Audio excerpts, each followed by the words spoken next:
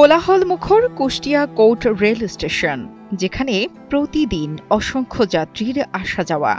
সেখানে দিনের শেষে এক কোণে নিঃশব্দে বসে থাকেন এক বৃদ্ধা নারী ও তার মেয়ে। ৫৪ বছর ধরে এই স্টেশনেই তাদের ঘর, এই বারান্দাই তাদের একমাত্র ঠিকানা।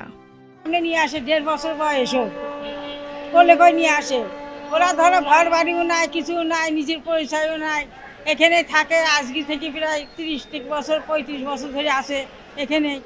ওর মেয়ে বিয়ে দিয়েছিল, সে মেয়ের স্বামী পাগল চলে গিয়েছিল, একটা বাচ্চা হয়ে মরে গেল। ওর মা এখন ভিক্ষি করে, ওর মেয়েকে নিয়ে খায়। এই বাতাসি খেলার ব্যাপারে আমরা জানি যে এখানকার স্টেশন কর্তৃপক্ষ তাদেরকে এখানে ঝাড় দেওয়ার বিনিময়ে তাদেরকে কিছু অর্থ সহায়তা করে। আমাদের একটা সংগঠন আছে একটু পাশে দাঁড়াই, আমরা কিন্তু সেই সংগঠনের পক্ষ থেকে আমরা প্রত্যেক ঈদে এবং শীতের সময় সাহায্য সহযোগিতা করার চেষ্টা করি।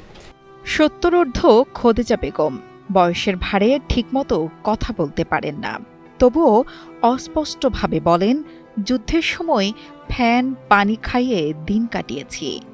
যুদ্ধ শেষ হলেই মেয়েকে নিয়ে চলে আসি কুষ্টিয়া কোর্ট স্টেশনে।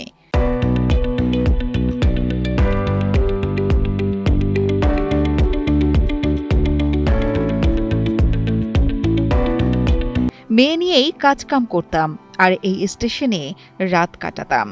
জীবনের সাথে যুদ্ধ করে রাতে থাকতে হতো এই স্টেশনে। কথাগুলো বলতে বলতে গলা ধরে এলে অনেকক্ষণ চুপ থাকেন বৃদ্ধা খোদেজা বেগম।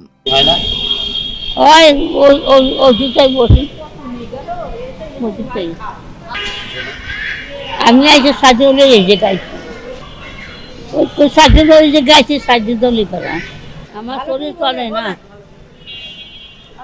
ওই যে ব্যথা পাইছিলাম আমি, যে চাকা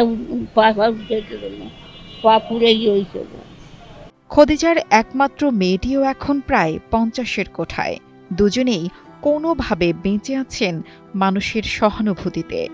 যাত্রীদের দেওয়া কিছু খাবার, অল্প কিছু টাকায় রাতে প্ল্যাটফর্মের সিমেন্টের মেঝে, দিনের বেলা ছায়ার জন্য স্টেশনের খুঁটি তাদের একমাত্র পৃথিবী। এই স্টেশনেই কেটেছে তাদের ঈদ, শীতে কম্বলহীন রাত্রি, বর্ষায় ভিজে যাওয়া ঘুম।